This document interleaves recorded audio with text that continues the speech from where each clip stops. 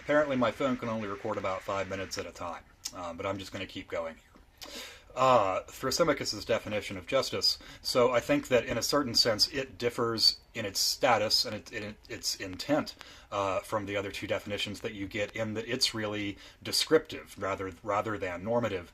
The other two describe a state of affairs that should be, whether or not it is the case, while Thrasymachus, and he basically presents it this way, is describing to a certain extent the way that justice does operate in the world. Those who have power in society get to decide what justice looks like in that society, what counts as just. Leading, I mean, this comes up still today. We can witness all of these things in current circumstances, our political realities.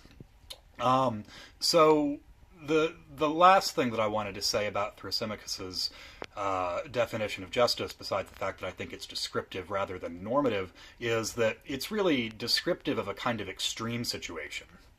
So I think, like, if we're just going to look around at our own society, there are ways that the justice system doesn't entirely attain to equity in all ways. There are ways in which people are treated differently by the justice system based on who they are, based on how powerful they are. But that's not it's not the absolute situation that Thrasymachus is describing. I think you could describe most real justice systems operating today as having a kind of as maintaining a kind of tension between what Thrasymachus describes and the more idealistic versions that you get from the other two characters. And that's one way in which Plato is really interesting, and I think and can help us to kind of understand society today even. But I'm getting a little bit off track here. The other thing that I wanted to say, so Thrasymachus's description of justice, it doesn't describe just any kind of normal situation, it describes an extreme situation. He's describing how justice operates basically in the case of tyranny.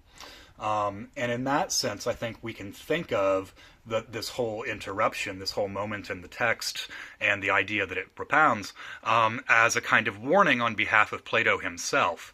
And this is actually sort of beginning to tease into the philosophical level of the text, and I'm going to stop here shortly.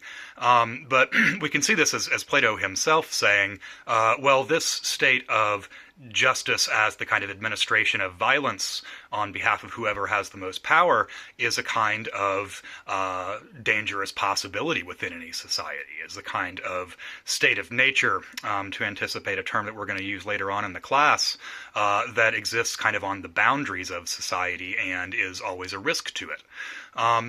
That's just my interpretation. That's how I think we can sensibly understand why Thrasymachus's interruption is in there, why Plato made that literary decision and the literary decisions that surround it. Okay, so that's all I have for the first two parts of this lecture. As I said, I think tomorrow I'll post part 3, which I guess now maybe I should think of as part 4. In any case, keep reading and stay active on the discussion boards. Thanks.